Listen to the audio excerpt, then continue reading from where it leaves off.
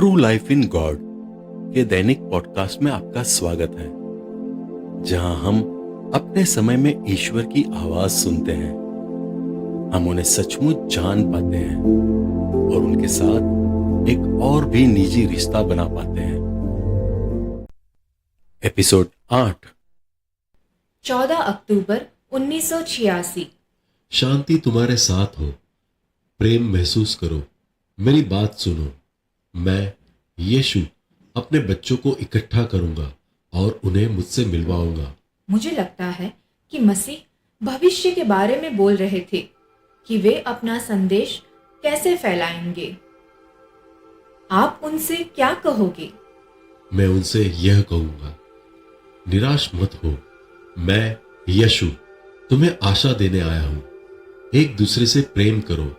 मैं थोड़े समय में फिर से यहां आऊंगा। मैं तुम सभी से प्रेम करता हूं। याद रखो, निराश मत हो। तुम्हें अपने स्वर्गीय पिता की आवश्यकता है। उससे और अधिक प्रेम करो, क्योंकि वह पवित्र है। इसलिए पवित्र बनो, पवित्र रहो। मैं यीशु दुनिया का प्रकाश हूं। मैं उन सभी के लिए आशा लेकर आया हूं जिन्होंने अपनी आशा को खो दी है। मुझ में शांति पाओ। वसूला, मैं यीशु मसीह तुम्हारा हाथ थामता हूं। यह मैं हूं। पिता की महिमा करो और उनकी आज्ञाओं का पालन करो। प्रार्थना करो। कहीं ऐसा न हो कि तुम परख लिए जाओ। अधिक प्रार्थना करो और जागते रहो। बच्चे जिन्हें मैं अपनी पूरी आत्मा से प्रेम करता हूं, मुझसे सीखने के लिए मेरे पास आते हैं। मेरा अनुसरण करो और पवित्र बनना सीखो। अपने शत्रुओं से प्रेम करो और अपनी घृणा छोड़ दो। 15 अक्टूबर 1986। शांति तुम्हारे साथ हो। क्या मैं तुम्हारे प्रकाश में हो सकती हूँ? तुम हो। मेरी बात सुनो। मैं ईश्वर वही हूँ। जब यह सब मेरे परे था और मेरा मन डगमगा रहा था, तो ईश्वर मेरे संदेहों को दूर करने की कोशिश कर रहे थे, जो वास्तव में बाधाएं थी। और मैं सदा उसी तरह काम करता हूं। सच है, तुम में से कुछ मुझे नहीं जानते और तुम मुझे रहस्यमय कहते हो, क्योंकि तुमने मेरे स्वर्गीय कार्य को नहीं समझा है। मैं यहोवा तुम्हारा निर्माता हूं। मैं ईश्वर अंतहीन सर्जन करता हूं। मेरी रचना को वैसे ही स्वीकार करो जैसे वह है। जब मैं हिब्रू नेताओं के साथ था, उन्होंने मेरी पुकार सुनी और उसे बनाए रखा। उन्होंने मुझे स्वीकार किया, मुझे पहचाना और मेरी पूजा की और मेरा आह्वान किया। मुझे यह स्वीकार करने में वाकई परेशानी हो रही थी कि ईश्वर वाकई में मुझसे बात कर रहे थे। ईश्वर फिर से मुझे यह समझाने की कोशिश कर रहे थे कि वह मुझे बुलाते हैं। मैं यहोवा वही ईश्वर हूं। मैं उसी तरह काम करता हूं। मुझे प्रसन्न करो और विश्वास करो कि यह मैं ईश्वर हूं, जो फिर से तुम्हारे साथ हूं। मैं मौजूद हूं और मैं जीवित हूं। मेरा दरवाजा कभी बंद नहीं होता। मेरा दरवाजा खुला रहता है और सब कुछ मेरे द्वारा सुना जाता है। मैं जब चाहूं बाहर निकलने के लिए स्वतंत्र हूं। वर्षों से मुझे कोई फर्क नहीं पड़ता। मैं वही हूं। मेरी बात सुनो। मैं ईश्वर तुम्हें हम सभी लगातार पुकारता रहा हूं। तुम इतने वर्षों से उनके संकेतों पर ध्यान न देना। मेरी बात क्यों नहीं सुन पाए? कुछ लोगों ने मेरी बात सुनी। मुझे पाना मुश्किल नहीं है और मैं जटिल नहीं हूं। प्रिय, अपने कान बंद मत करो। मेरी बात सुनो। मैं ईश्वर अपने बच्चों के साथ रहने और उन्हें अपने करीब लाने का हर अवसर उपयोग में लेता हूं। मैं एक जीवित ईश्वर हूं और मैं मौजूद हूं। बाद में तुम्हें शांति मिले। मैं ईश्वर तुम्हें आशीर्वाद देता हूं। मेरे निकट रहो। मुझे महसूस करो। उनकी मौजूदगी को महसूस करना और मुझ पर निर्भर रहो। तुम्हारे पुत्र धन्य हो। मेरे 2 बेटे जॉन और फैबियन। मैं उनकी देखभाल करूंगा और उन दोनों को उसी तरह प्रेम करूंगा। तुम्हारा जीवन धन्य हो और तुम्हारा परिवार धन्य हो। मैं तुम्हारे परिवार की हर एक व्यक्ति को आशीर्वाद देता हूँ। उन्हें शांति और प्रेम मिले। सभी आशीर्वाद जीवित रहे। जाओ और आराम करो। 21 अक्टूबर 1986। तुम्हें शांति मिले। मैं यहोवा तुमसे प्रेम करता हूँ। मुझे प्रसन्न करो और मेरे साथ रहो। मेरे करीब आओ। ईश्वर पिता रुक गए और उनके बेटे यीशु ने बोलना जारी रखा। मैं यीशु तुमसे प्रेम करता हूँ। मुझ में आओ, मुझ में रहो। मैं यहाँ तुम्हारी मदद कर रहा हूँ। देखो, मैं तुम में हूँ और तुम मुझ में हो। यूहन्ना 15:4। जैसा मैं तुम में रहता हूँ वैसे ही तुम भी मुझ में रहो। क्या तुम्हें मेरे शब्द याद है? मैं तुम्हें अनाथ नहीं छोड़ूंगा। मैं तुम्हें अपना अधिवक्ता भेजूंगा जो सदा तुम्हारे साथ रहेगा। यूहन्ना 14। क्या तुम में से कुछ ने यह माना है कि मैंने तुम्हें छोड़ दिया है? मुझे लगता है कि यह सवाल मुझसे पूछा गया था। बहुत गंभीरता से यीशु ने ये शब्द कहे। आंसू सूख जाएंगे, दुख तुम्हें छोड़ देगा, पीड़ाएं गायब हो जाएगी, थकान खत्म हो जाएगी। हे मेरे हृदय के बच्चों, तुम क्या बन गए हो? मैं तुम्हें खुद को कष्ट देते हुए देखकर पीड़ा महसूस करता हूं। तुम्हें खुद को खोते हुए देखकर मेरा हृदय कितना तड़पता है। मुझे वहां रुकना पड़ा। यीशु बहुत व्यथित थे, आंसू में थे। मैं इसे सहन नहीं कर सकी। शांति बनाओ मेरे बच्चों। एक दूसरे का विरोध मत करो। एक दूसरे से वैसा ही प्रेम करो जैसा मैं तुम्हें करता हूं। प्रार्थना करो, मुझ में रहो और अपने को बुराई से मुक्त करो। इस दुनिया की बुरी आसक्तियों से मेरे पास आओ। मैं तुम्हें बहुत प्रेम करता हूँ। प्रार्थना करो। मैं उत्सुकता से चाह रहा हूँ कि तुम सब लोग मेरे पास वापस आओ। मैं तुम्हारी आत्माओं के लिए प्रार्थना कर रहा हूँ। प्रार्थना कर रहा हूँ कि तुम जाग जाओ और देखो कि तुम कैसे खुद को परमपिता परमेश्वर से दूर कर रहे हो। अंधकार में छलांग लगा रहे हो। बिना जाने क्यों बुराई ने तुम्हारे लिए सभी प्रकार के जाल बिछा दिए हैं। तुम्हें सभी समझ से वंचित कर दिया है। अपनी दुष्ट पकड़ से तुम्हें हेर फेर कर रहा है। मैं यह सब देखता हूं और दर्द से कर रहता हूं। तुम्हें अपने लिए बिछाए गए जाल की ओर बढ़ते देखकर दया से भर जाता हूं। मैं अपने बच्चों को बुराई द्वारा ले जाते हुए देखकर कैसे पीड़ित नहीं हो सकता। मैं तुम में रहूंगा, तुमसे प्रेम करता रहूंगा। मैं यीशु मसीह तुम सभी को आशीर्वाद देता हूँ। 26 अक्टूबर 1986। शांति तुम्हारे साथ हो।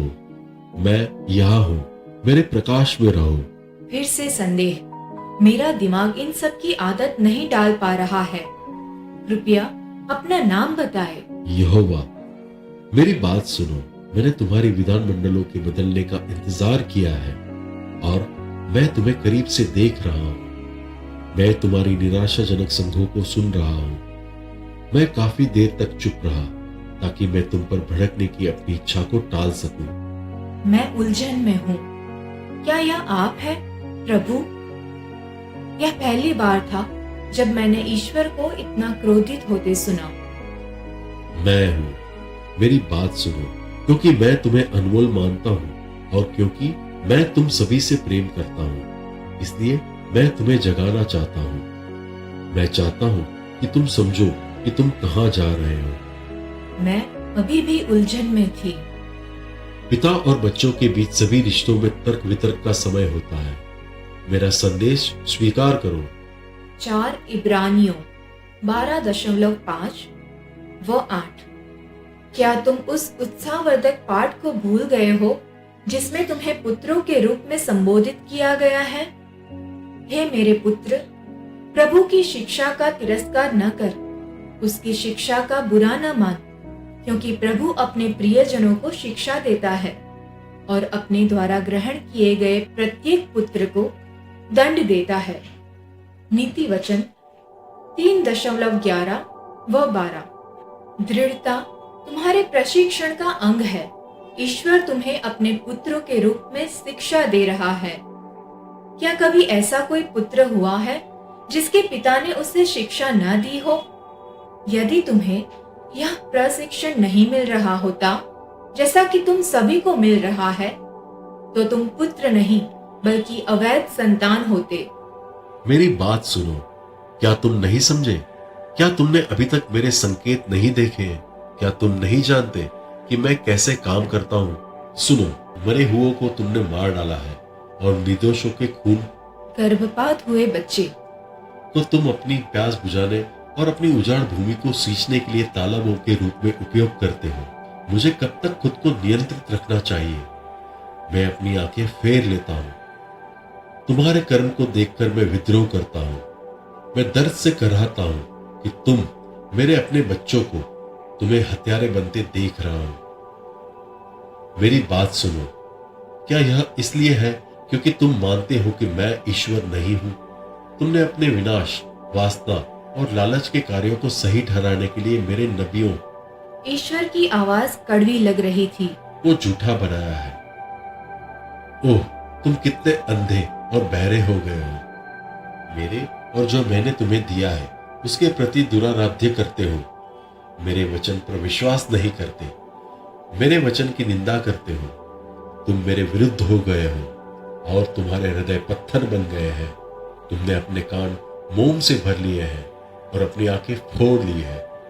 बजाय इसके कि वे सत्य को देखें, तुम दृष्ट हो गए हो। मेरे आशीर्वाद को नजरअंदाज करते हो, सांपों को खाकर अपना पेट भरते हो। मैं ध्यान से सुन रहा हूं, लेकिन मैंने अभी तक तुम्हारे पश्चाताप की पुकार नहीं सुनी है। कोई भी दुष्टता का पश्चाताप नहीं करता है। तुम अपनी दुष्टता से मुझ पर बोझ डाल रहे हो। तुम मेरे विरुद्ध विद्रोह कर रहे हो। मुझे बताओ, मैं कब तक चुप रहूंगा? बेटों और बेटियों, अपनी आंखें उठाओ और मेरी ओर देखो। बुराई करना बंद करो, मेरे पास लौटाओ। मेरी पुकार को अस्वीकार मत करो। मैं पवित्र हूं, मैं पवित्र हूं। मैं तुम्हारे उपचार की आशा हूं। इसलिए खड़े हो जाओ और अपने अंगों का उपयोग मेरे साथ चलने के लिए करो। अपनी आंखों का उपयोग रास्ता देखने के लिए करो। अपने कानों का उपयोग मेरी पुकार सुनने के लिए करो। अपने दिल का उपयोग यह समझने के लिए करो कि मैं पिता हूं, मैं चंगा करता हूं। मैं तुम्हारी आंखों को ठीक करूंगा जिन्हें तुमने बाहर निकाल दिया है, ताकि तुम सत्य को देख सको। और मेरा हाथ जो तुम्हारे लिए बढ़ाया हुआ है तुम्हें मेरे पास उठा ले। मैं तुम्हारा शाश्वत पिता हूं।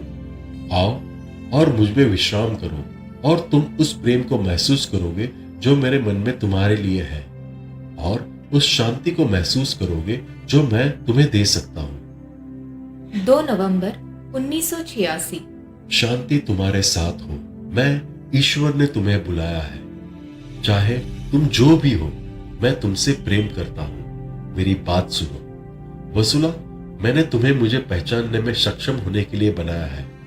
यह मैं ही हूं जिसने तुम्हें पनपने में मदद की है।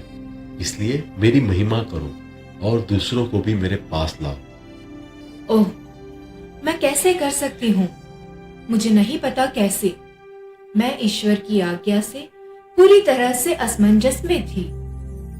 मैं ईश्वर तुम्हारी सहायता करूंगा। खुश रहो और बोझिल महसूस मत करो। मैं तुम्हें डूबने नहीं दूंगा। वहां एक पिता के समान हास्य का स्वर था। मैं अपने संदेश देने के तरीके ढूंढता हूं, इसलिए चिंता मत करो मेरी वसुला। मैं तुम्हारे कदमों का मार्गदर्शन करूंगा। मैं ईश्वर तुम में ही हूं। कभी भी परित्यक्त महसूस मत करो। मैं तुम में रहता हूं। प्रिय, मैं तुम्हें अपनी पवित्र आत्मा से भर दूंगा। पूर्ण हो जाओ। मैं यहोवा तुम्हें मेरा अनुसरण करने के लिए संकेत कर रहा हूं। मेरे साथ तुम मेरी शांति महसूस करोगी। तुम आनंदित होगी। सभी लोग आनंदित हो और समझे कि मैं ईश्वर एक जीवित ईश्वर हूं। मैं तुम्हें अपना समर्थन दूंगा। मेरे प्रकाश में रहो और याद रखो, निराश मत हो, क्योंकि मैं सदा तुम्हारे साथ हूं। शांति से जाओ।